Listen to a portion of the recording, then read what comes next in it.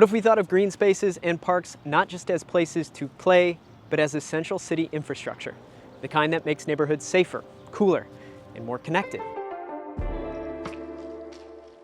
I'm here at Woodlawn Lake Park, where a record $6.5 million investment will reshape one of San Antonio's most beloved and cherished green spaces. I'm going to be talking with the councilwoman behind the effort, my councilwoman of District 7, Marina Alderete Gavito. This episode is about more than just park upgrades. It's about how public space, when designed and cared for, can build community, promote safety, and improve quality of life. Protecting our green spaces is something I'm all in on. I've said it before, I'm going to say it again. Our green spaces are so important, not only for people's physical health, but their mental health as well. It might just be the creative model that we need for greening more of San Antonio and Central Texas. So if you've ever wished your neighborhood had more beauty, shade, or just more places to gather, you're going to want to hear this one.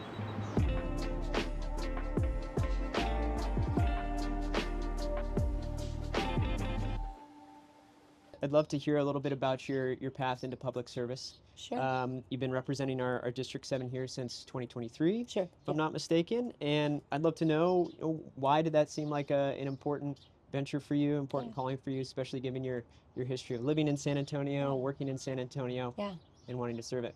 So I was born and raised in San Antonio, not too far from here. I actually grew up playing at this park, coming to events, July 4th, and all the major events here at this park, playing, doing summer camp at the tennis courts, and drinking Kool-Aid with honeybees all over them.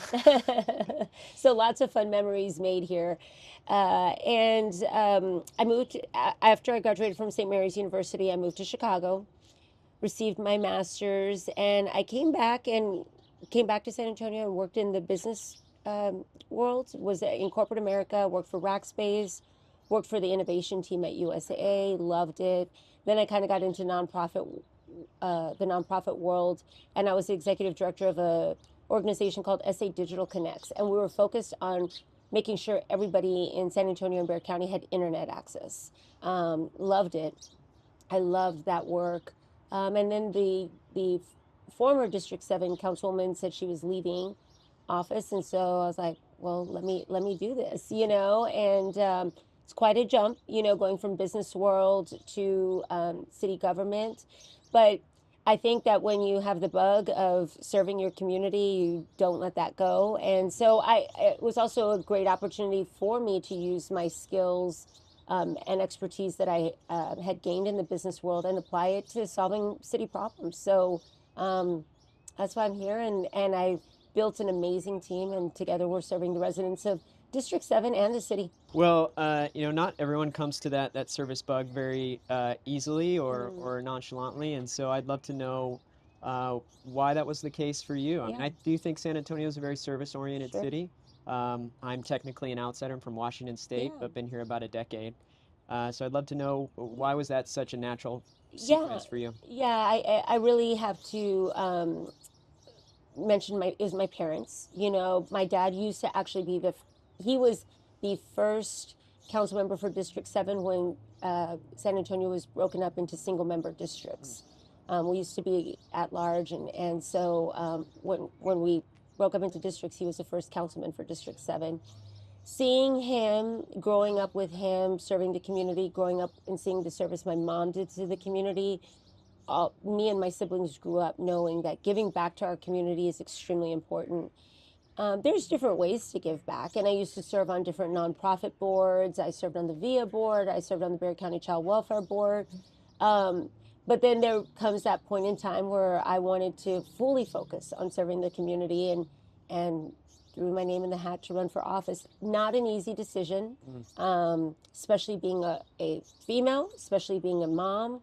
It is a very difficult decision, giving up your pay, giving up all of the benefits that come with kind of corporate life to go into public service. But I will say, to me, it is an extreme honor to serve the residents of District 7 and the city. I love this work. It's very purposeful, very meaningful work. I also think the local level of government is a area that really impacts people's lives. And so, I did research, like, if I am going to run for office, what level of government would I be most effective in? You know, is it local? Is it at the state? Is it federal? And I think for me and my skill set, it was definitely local.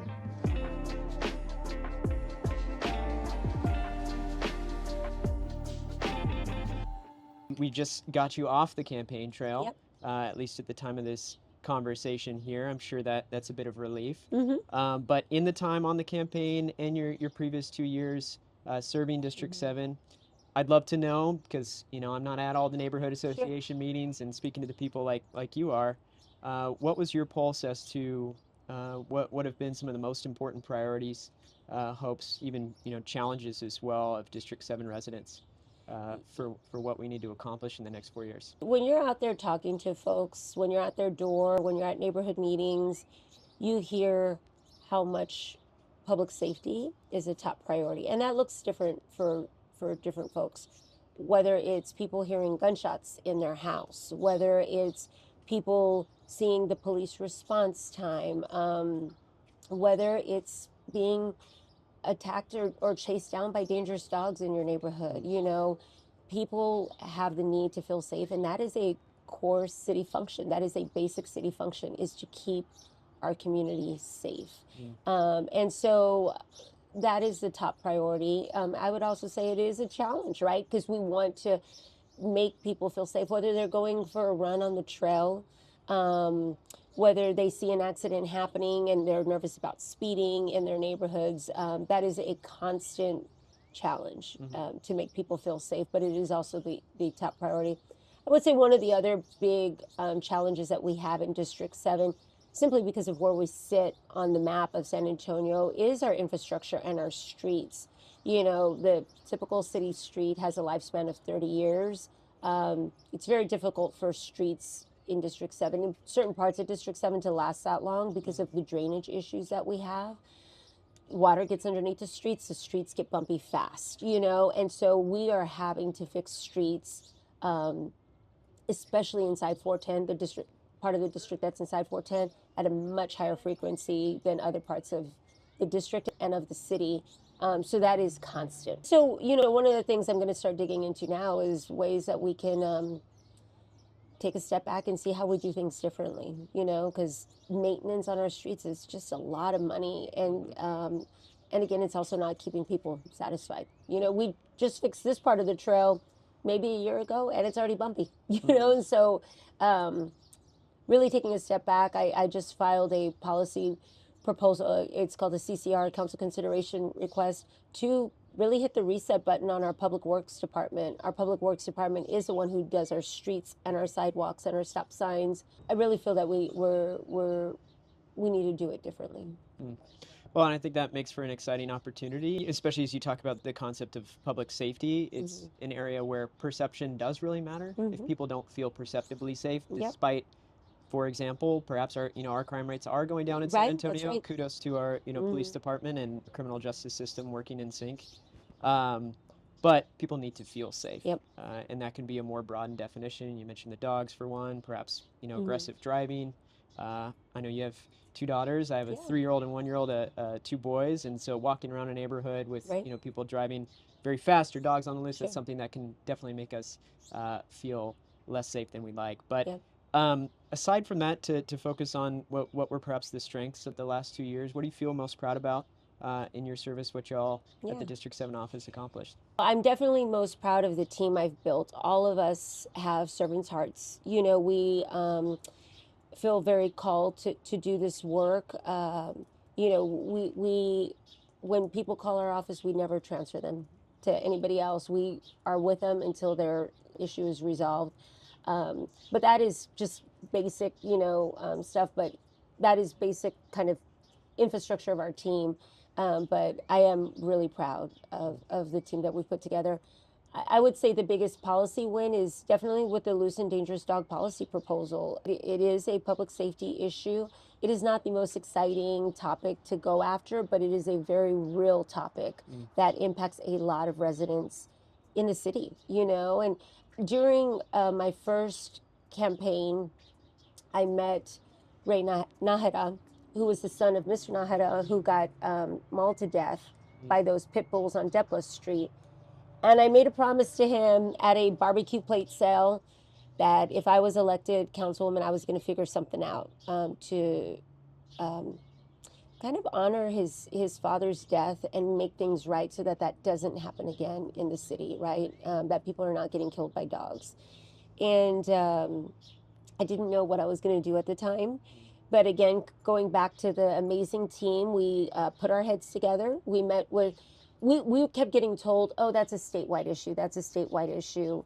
So we met with State Senator Jose Menendez and said, well, what are y'all doing at the state? If it's a statewide issue, what are y'all doing? And he challenged us and he said, you can leave it to the state, but it's going to be a slow process. It may not get done. You know, I challenge you to figure out what you can do at the local level, at the municipal level. And so we did. We sat down and we brainstormed. We looked at this complex problem differently, and we came up with my loose and dangerous dog policy proposal, which does three things. The first one is it holds negligent dog owners accountable. So if people keep letting their dogs out again and again, the second time your dog gets out, you will now be fined $500. The third time and on up, you let your dog out, it's $750. I hate hitting people in the pocketbook, but we have to change the culture, right? People cannot just let, oh, you know what, I'm going to work, I'm just going to open my fence and let the dog out. Because these dogs form packs, they become dangerous, they also are mating on the street. It's a problem.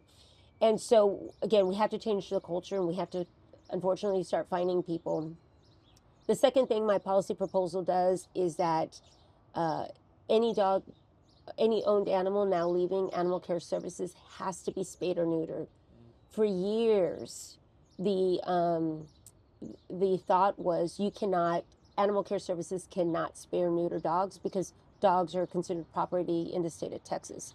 We actually looked at the law and found in the Texas Health and Safety Code, animal care services actually can spay and neuter dogs, which again, testament to my team, right? We did the work, we put our heads together, we found a way around it. And so that is a huge win. The third thing that my policy proposal does is protects residents when they want to report a dangerous dog in their neighborhood. It used to be that they had to sign a sworn affidavit. They shied away from that because of neighbor retaliation. Now they can report a dangerous dog anonymously. So this is those three pieces coming together is a big first step in the right direction. And so I'm definitely proud of our team coming together and finding a good solution for that. Where do you feel like we are at on that issue? Because I really do appreciate the progress and effort to the extent that I could to see what have other cities done with this type of problem. It's a very difficult one, and there's not a lot of perfect success stories in my own research that I could find. But anecdotally, you know, it's still something that I encounter with my own family and young children, and likewise in exchange with animal care services and the office. See some limits on the ability for animal care services to enforce. Yeah. You know, and so a huge thing is catching the fact that the dog was loose. Sure. Right. And reporting it. And so there's a few things that need to happen for, you know, even that instance of enforcement to really be effective. And so I don't have any hard data. These are just my own anecdotes, but I'm curious, like, where do you feel we are? What has that done? And then what's next? Is it an under-resourced issue? Do we need more support and investment in animal care services? Historically, animal care services has been dramatically underfunded, you know, and so when I got on council, we increased the budget by, don't quote me on this, but I believe it was 33%. We increased it by 33%, and we're not stopping. You know, we need to get, you know, I've called for more boots on the ground, right? We need to have, if you're calling about a dog that you see or a pack of dogs that you see, we need animal care services to respond. Right now, they just gave us a report this past week, and they're answering, I believe, around 80 to 85% of critical calls. By early next year, they want to answer 100%. That should have been the case all these years, right? But again, they were underfunded. So I'm proud to be on the council that is applying resources there, because that is a huge part of the problem. Getting your dog fixed is not cheap, right? And so one of my very first budget pushes was for a low cost or free spay and neuter clinic. We actually just did the ribbon cutting right here on Las Palmas. We have to be able to provide those options for people. If not, they just won't get their dog fixed. But if you look at San Antonio, like we're a warm city, so dogs can breed year round. It's a perfect mix of dynamics that make it a huge problem here that we don't see in a whole lot of other cities. And so got to change the pet education, pet responsible owner mindset, and again, fund ACS and just do a whole slew of things to make it safer, because it is a complex problem. It's not going to go away overnight, but we have to take steps in the right direction.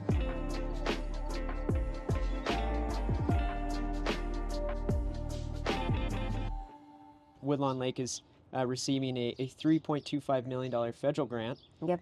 From the U.S. Department of the Interior. And that's combined, I believe, with the 2022 City Bond Initiative, which gives it another $3 million or so, bringing the total revitalization investment into Woodlawn Lake over the next years to $6.5 million. That's right.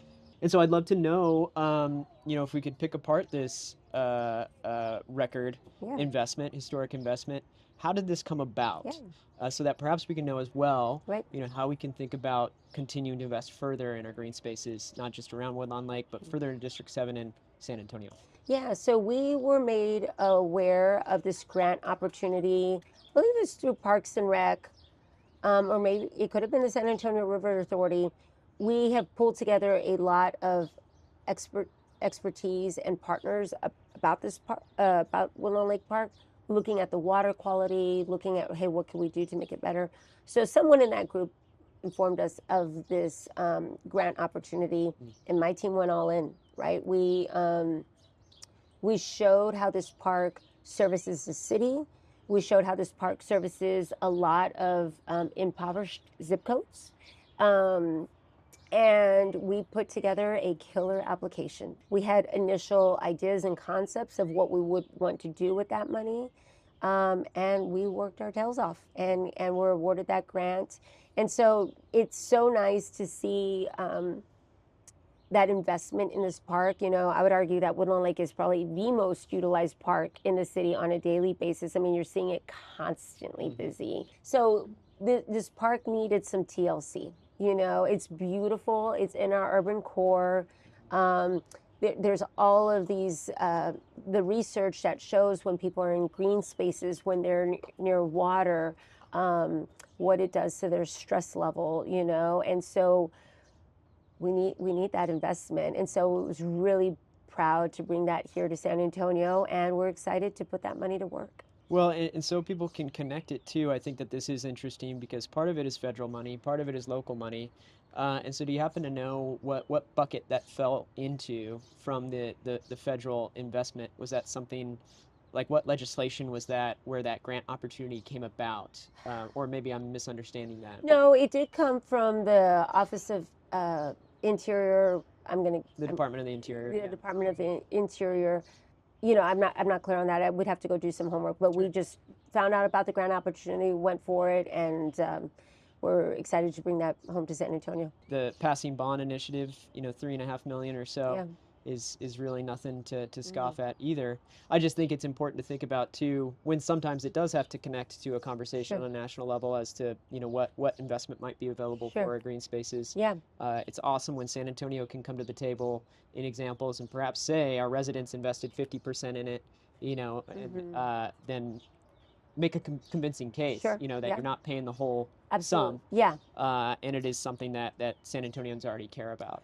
Absolutely. And we did, as part of our application, we had the county designate some dollars. We had the city designate some dollars. We had San Antonio River Authority designate some dollars so they could see, hey, we have skin in the game too. That was part of our application. Awesome. Well, and so spell out a little bit for us what that means. I think there have been some plans announced, but I'm sure people should be more aware of them than they are. I know there's about 500 or so trees. Maybe some of those are in the ground already.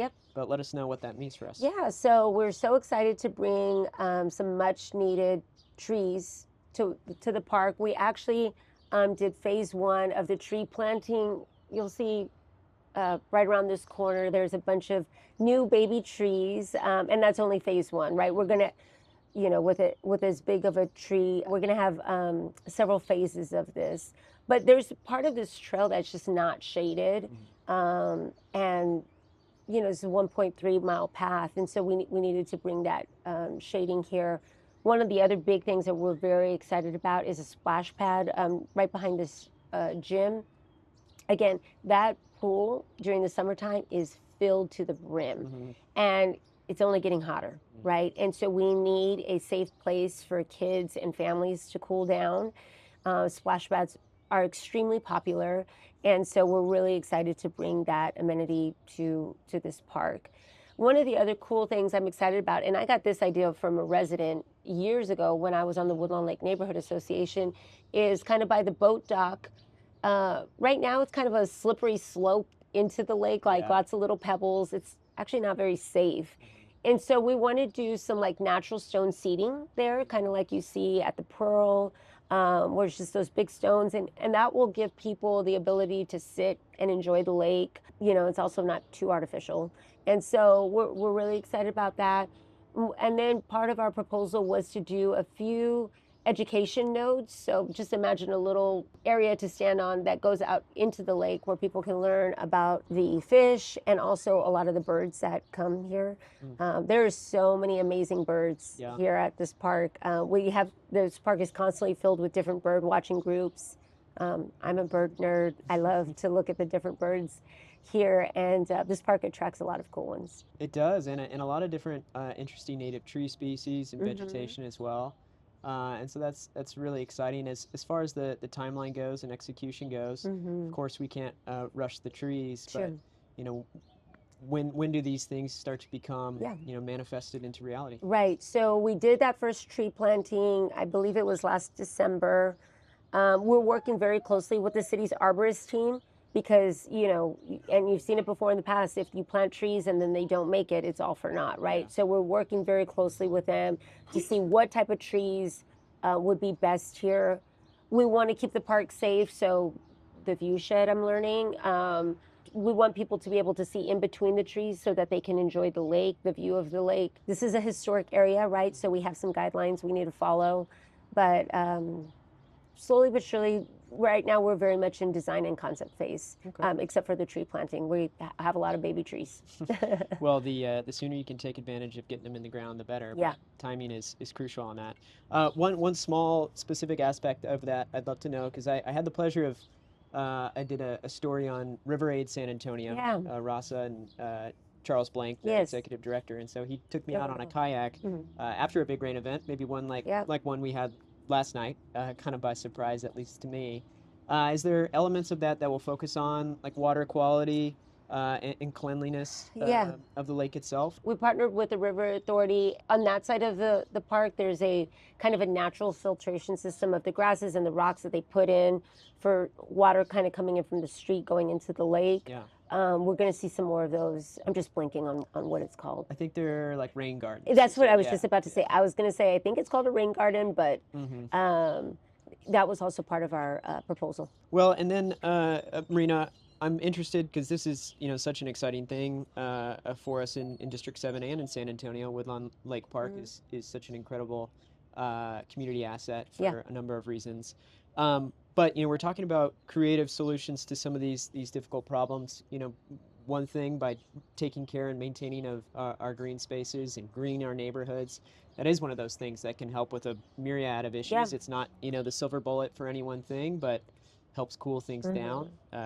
Shade is a very precious resource here, and as well, there's been science or research that's suggested that it helps communities feel perceptibly safer. If it's cooler, people feel more comfortable getting out, walking about. It might be the generational curve in my intimate part of our District 7 age area, but it's often that my young families are the only ones kind of walking out. One reason is some parts of the street are very hot.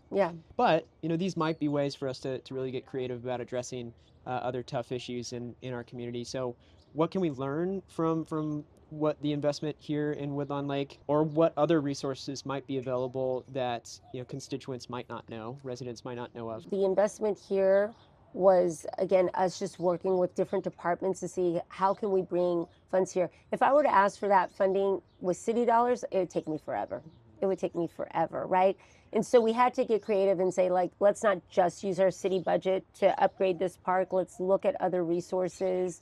So it's a challenge I gave to my council colleagues and saying, y'all, if we were able to do this, y'all can do it too, right? And so our city budget, we're facing a deficit next year, and so it was a challenge I issued to all of them, and I hope that we can bring other funding sources here to our parks. Um, Protecting our green spaces is something I'm all in on. I've said it before, I'm going to say it again. Our green spaces are so important, not only for people's physical health, but their mental health as well. When you're out here, you're not on the screens, you're breathing fresh, clean air. Again, there's all this research about being by greenery, being by water. It's just so important. And so I want families to be able to, and everybody, every resident to be able to enjoy our green spaces. And so some of the things that, the items that we've worked on are like putting shade structures on our playground. I don't know why the playground was built without a shade structure in the first place, but our team has been working on making that right. I'm like, it's Texas. You can't, like, little kids their little hands will get burned on the playground if there's no shade structure. So we've added shade structures to the playground at Opie Schnabel, Jane Dubell Park, and also too, again, adding a lot of trees. We've been pretty bullish on the tree planting in District 7, in parks, near schools. And also, too, this was also a resident idea of saying, let's do it as a community. Like, let's get the community involved. So that's why when we did have phase 1 of the tree planting, we made it a huge community event. And we also had a tree giveaway. That weather that day was cold and rainy, so not ideal. And we still had a crowd. People came out to get their new tree, but also to be part of this tree planting, which was really, really cool. Well, I mean, ironically, that's exactly what you'd want when you're doing some manual labor, getting some trees in the ground. Yeah, for sure. Well, one last subsection I'd love to ask you about before we wrap up. I believe the city council voted on adopting the bike network plan. Yeah. I'm not intimately familiar with the details of that, but I am curious as to how that might affect District 7. I think about our bike pathway from my house to Woodlawn Lake Park as an example. Bandera is not the most friendly of streets, and sometimes going through neighborhoods can be hit or miss, depending on where you're going. But how might that affect District 7 residents and our accessibility through bike and alternative forms of transportation? Right. We have to protect the cyclists on our roads. There is no other option. And when people are taking their bikes, usually they're taking the more environmentally friendly route. They're taking a healthy route. And so protecting them is a given. Now, the city has a ton of great plans that we've partnered with a ton of bike community groups, cyclist community groups on. I'm pushing that those plans get implemented, and yesterday. We need, I'm so tired of the talking. We need actual execution on this. I'm not a cyclist, I'm a long distance runner. And cyclists and long distance runners often face a lot of the same problems, right? Where streets are not made for us. One of the things that drove me nuts about Woodlawn Lake Park is that if you follow the bike path, Woodlawn Lake Park is essentially a big circle.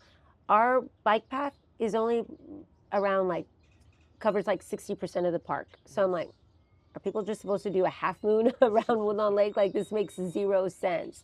And so I brought it to our transportation team and I said, why does Woodlawn Lake not have a complete bike path? Seeing families try to cycle, with their that trailer for the little kids and maybe they have a little one cycling next to them. It's just not safe when they're not protected. And so we've been bullish on a complete bike path around Woodlawn Lake. And actually we have a meeting, I believe, early next week. There was a community survey on how it would look. We had to be very careful because part of Woodlawn Lake, we don't want to get into our green space. But there's parts of the streets where you do have to kind of get on the very perimeter of the park. Yeah. We'll also use some of our trees that we're going to be getting to shade that area too. And so we're working with them to implement that as quickly as possible. Again, a lot of great plans, but I'm pushing for execution of those plans.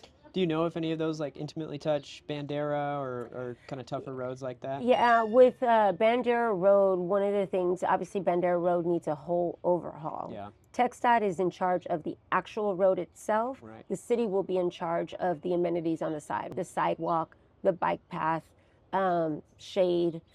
One of the other things I'm pushing for, it's going to be a tough ask, but I'm pushing for it, is for all the utility poles along Bandera Road to be underground. I'm like, if we're spending all this money to move a utility pole from here to here, why don't we just do it right and put it underground? That would beautify that road tremendously. It would also just be safer, right? So all of the utilities are underground, and then you can have a really nice sidewalk. You can have a walking trail. You can have a bike path. You can have trees. You can have a bunch of other things that would really, really beautify that area. Last question for you, Marina, as we wrap up, and thank you so much for your time. Is there any sort of final call to action for D7 residents? I think that, a little bit with local government, sometimes you get out of it what you put in to some degree, or at a minimum, expressing your interests and priorities. And so for folks who want to get more trees in the ground, outside of Woodlawn Lake, or push for making things more bikeable, what resources are available to them, or what would you ask of constituents and residents of D7? Right.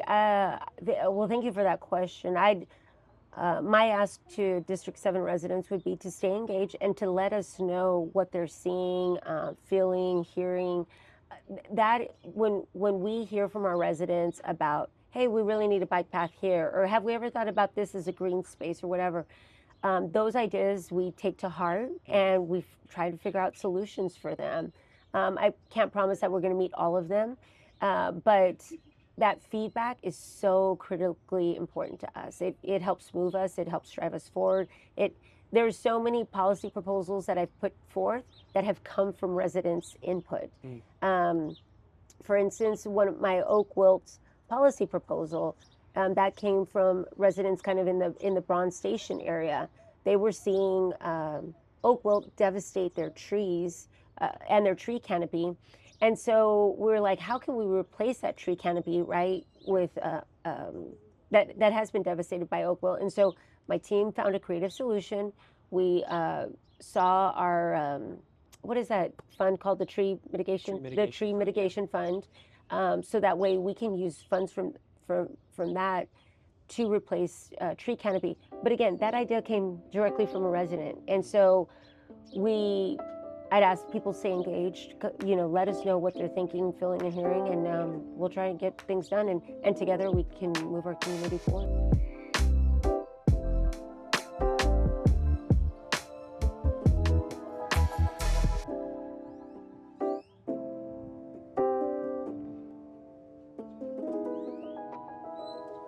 All right, y'all, that's it for today. Thanks for watching. If you enjoyed this conversation and you care about what's happening in San Antonio, I'd love for you to check out my newsletter, The San Antonio Something.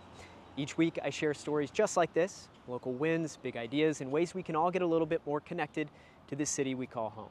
You can sign up at ensembletexas.com, or you can find that link in the description below. All right, y'all, until next time.